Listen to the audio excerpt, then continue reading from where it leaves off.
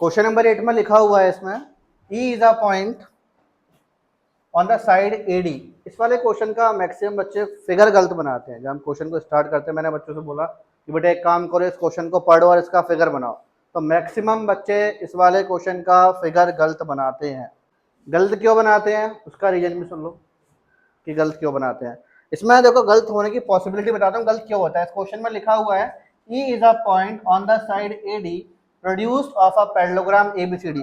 अच्छा मुझे एक बात बताओ, पैरेललोग्राम एबीसीडी का मतलब सब लोग जानते हैं। पैरेललोग्राम कैसा फिगर होता है? ये मेरे पास एक फिगर पैरेललोग्राम हो गया, मान लो ये मेरे पास कौन सा फिगर है? पैरेललोग्राम। पैरेललोग्राम का नाम क्या रखा मैंने? A B C D. ये पैरेललोग्राम का नाम भी हो गया। इसमें बोला गया कि ई एक पॉइंट है जो कहाँ पर है, जब हम एडी साइड को प्रोड्यूस कर रहे हैं। गलती कहाँ हो रही है वो सीख लेना। जब हम एडी साइड को प्रोड्यूस करेंगे तो हमें ई पॉइंट मिलेगा। तो एडी साइड को प्रोड्यूस करने की दो पॉसिबिलिटी है ना, ये तो यहाँ पे ही प्रोड्यूस हो सकता था, है ना। एडी को मैं यहाँ पर भी प्रोड्यूस कर सकता हूँ और एडी को मैं चाहूँ तो यहाँ पर भी प्रोड्यूस कर सकता हूँ। कि नहीं कर सकता? इस जगह की बोल रहा हूँ। तो हमें कैसे मालूम चलेगा कि हमें कहाँ प्रोड्यूस करना है, सही चीज कहाँ पर है? ए से नहीं, उसमें ये बोला है बेटा एडी लाइन को प्रोड्यूस करो ई पॉइंट तक। तो एडी को मैं यहाँ पे भी प्रोड्यूस कर सकता हूँ, ई पॉइंट यहाँ पर भी आएगा और ई पॉइंट यहाँ पर भी आएगा। दोनों जगह ई आ सकता है कि नहीं आएगा? लेकिन भाई साहब एक कुर्सी पर दो दो राजा कैसे बैठ सकते हैं?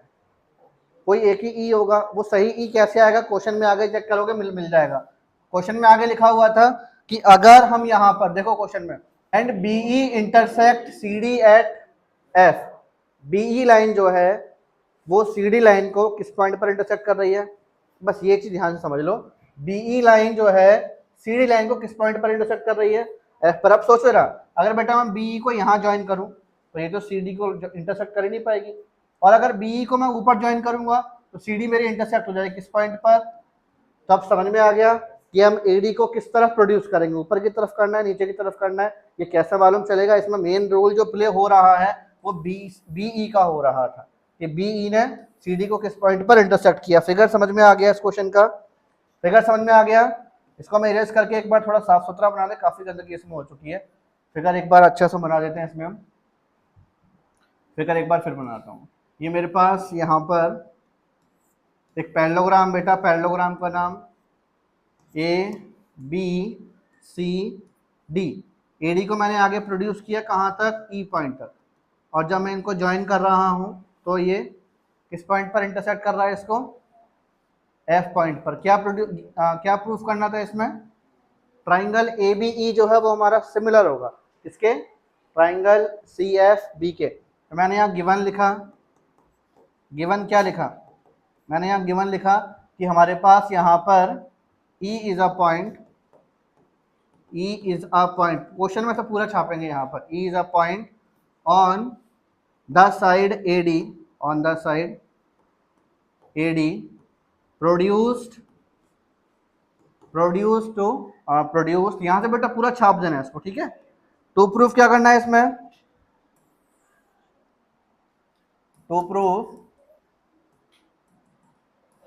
Triangle ABE similar to triangle CFB। Proof करना स्टार्ट करते हैं। मेरी एक बात सुनो बेटा, क्वेश्चन को प्रूफ करने से पहले एक बात मुझे बता दो। अगर ABCD पैरेललोग्राम था तो इसका मतलब AD लाइन जो है BC के पैरेलल होगी। AD लाइन BC के पैरेलल होगी। और अगर AD BC के पैरेलल है तो फिर AE भी तो BC के पैरेलल होगा कि नहीं होगा? होगा कि नहीं होगा? होगा ना। हम यहाँ लिखेंगे कि सिंस, क्योंकि हमारे पास AD लाइन जो थी वो पैरेलल थी किसके? BC के, जिस वजह से AE लाइन भी हमारी पैरेलल होगी किसके? BC के। अब जरा सोचो ध्यान से, मैं बोल रहा हूँ बेटा ये वाली लाइन जो है, ये वाली लाइन इस लाइन के क्या है? पैरेलल है। तो फिर यहाँ पर ये जो एंगल बनेगा अल्टरनेट इंटीरियर एंगल, ये इक्वल होगा कि नहीं होगा? होगा कि नहीं होगा? अल्टरनेट इंटीरियर एंगल सभी को समझ में आता है ना अच्छे से। तो बस इसकी हेल्प से हमारे पास ये क्वेश्चन खत्म होने वाला है। हम यहाँ लिखेंगे therefore angle AEB, angle AEB is equals to angle CBF। Reason क्या आएगा इसका? Alternate interior angles are equal. Alternate interior angles are equal. ये बेटा मेरे पास फर्स्ट इक्वेशन हो गई। कौन सी इक्वेशन हो गई? First equation. अब जो दो ट्राइंगल मुझे सिमिलर प्रूफ करना था, कौन कौन से? ABE और CFB। एक बार इसको फिगर में देखो, आखिरकार ये दो ट्राइंगल है कौन कौन से, एक बार फिगर में चेक करो। ABE का मतलब बेटा कौन सा ट्राइंगल हो गया? ABE का मतलब कौन सा ट्राइंगल हो गया हमारे पास यहाँ पर? ABE का मतलब कौन सा ट्राइंगल हुआ? ये बड़ा वाला ट्राइंगल है ना। और CFB का मतलब छोटा वाला ट्राइंगल। इन दोनों ट्राइंगल में एक चीज चेक करो, इन दोनों ट्राइंगल में देखो, ये वाला जो एंगल था ना, ये वाला एंगल, इसकी बात कर रहा हूँ बेटा मैं, ये वाला एंगल इस एंगल के इक्वल है। चेक करो, बताओ क्यों इक्वल है? क्योंकि पैरेललोग्राम के अपोजिट एंगल कैसे होते हैं? इक्वल होते हैं कि नहीं होते? तो मैं यहाँ बोलूंगा and angle EAB, angle EAB is equals to angle BCF। BCF origin क्या आएगा इसका? Opposite angles of parallelogram are equal. Opposite angles of parallelogram are equal. ये बेटा मेरे पास सेकंड इक्वेशन हो गई।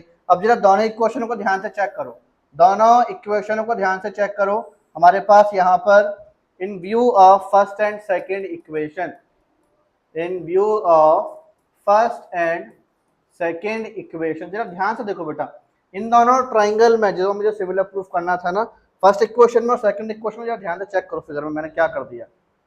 दोनों ट्राइंगलों में दो एंगल इक्वल दिखा दिए, और किसी भी दो ट्राइंगलों को सिमिलर प्रूफ करने के लिए जो सबसे सरल वाली जो सिमिलैरिटी रूल होता है वो क्या होता है? Angle angle. तो हमारे पास दोनों ट्राइंगल कैसे हो गए?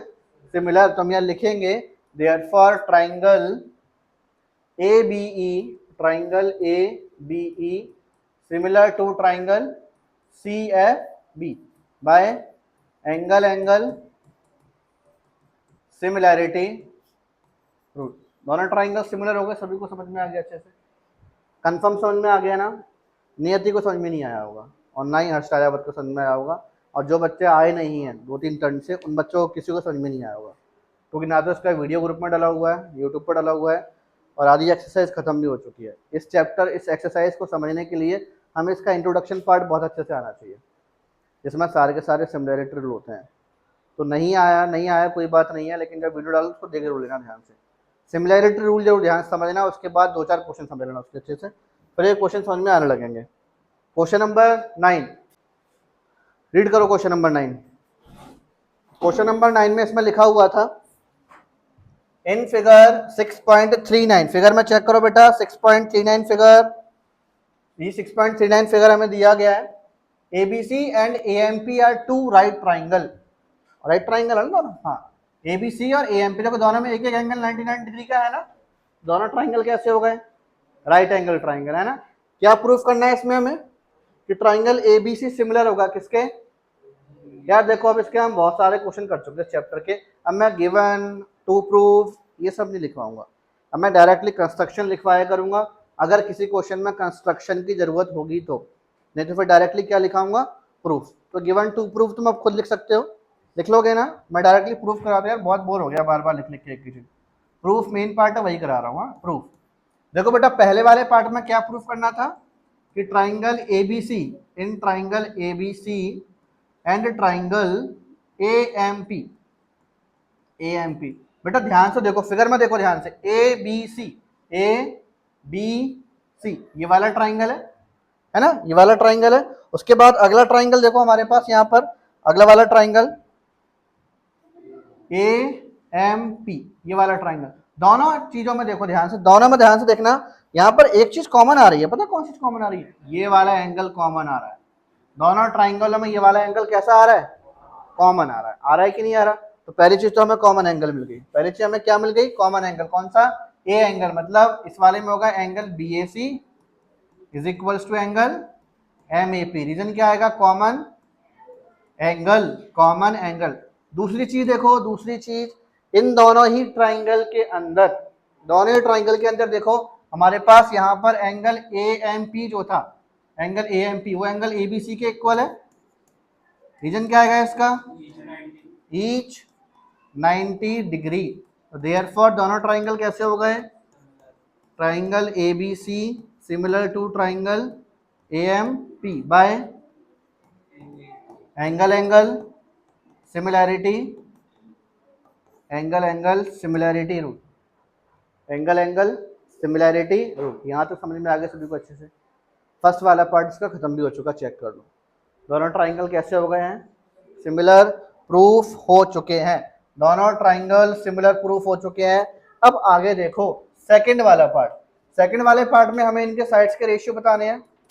मैंने तुम्हें एक बात बताई थी, जिसने ये चैप्टर स्टार्ट कराया था, मैंने डेफिनेशन लिखवाई थी। ये अगर दो ट्राइंगल्स सिमिलर होंगे तो हमारे पास उसके करस्पॉन्डिंग एंगल्स कैसे होते हैं? इक्वल। और करस्पॉन्डिंग साइड्स किसमें होती हैं? सेम रेशियो में। और परसों के दिन जब क्लास ली थी तब उसमें मैंने एक एग्जाम्पल भी दिया था कि भैया घर पर रोटियां बनती हैं, याद आ रहा है कि नहीं यार? याद आ रहा है ना भैया? घर पर रोटियां तो बहुत सारी बनती, लेकिन हम खाते अपनी औकात के अनुसार है। भाई हमारे पेट का क्षेत्रफल जितना होता है, झेल पाओगे कि नहीं झेल पाओगे? तो यहाँ पर हमें, मैंने तुम लोग को बताया था कि अगर दो ट्राइंगल कॉन्ग्रुएंट सिमिलर हैं तो उनकी करस्पॉन्डिंग साइड सेम रेशियो में होंगी। तो हम यहाँ लिखेंगे as we know corresponding sides of similar triangle, corresponding sides of similar triangle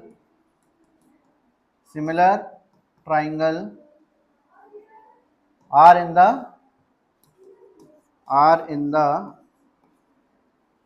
same ratio। तो बेटा इस हिसाब से हमारे पास A B upon A M हो जाएगा। मैं फिगर में नहीं देख रहा, ध्यान रखना, मैं फिगर में नहीं देख रहा, ट्राइंगल के नाम से देख रहा हूँ। पहले दो side A B upon A M, फिर आगे की दो side B C upon M P, B C upon M P, फिर उसके बाद हमारे पास सी ए अपॉन पी ए। आप सोच रहे हो सर ए सी भी लिख सकते हैं? बेटा बिल्कुल लिख सकते हैं। मैं इसको लिखते वक्त मेरी नज़र वहाँ पर भी है। ए सी और सी ए में कोई फर्क तो होता नहीं है। जब आप स्केल से ए सी लाइन सेगमेंट को जो भी नाप रहे होगे वही सी ए को नापोगे, सेम मिलेगा कि नहीं मिलेगा? है ना? तो हमारे पास, मैंने सी ए क्यों लिखा? क्योंकि टू प्रूफ में सी ए वर्ड यूज था, ए सी नहीं था, और यहाँ पर पी ए। तो हम क्या लिखेंगे? क्या मैं ये वाला नोट करूंगा? नहीं करूंगा। क्यों नहीं करूंगा? क्योंकि मुझे इसकी जरूरत नहीं है। तो हमें सिर्फ अकेले इसको नोट करना है और हमारा ये प्रूव्ड हो गया। समझ में आ गया? अच्छे से समझ में आ गया? सिंपल क्वेश्चन था ना? पल्ले पड़ा? पल्ले पड़ गया थोड़ा बहुत? थोड़ा बहुत ही पल्ले पड़ा। पूरा समझ में आया कि नहीं आया?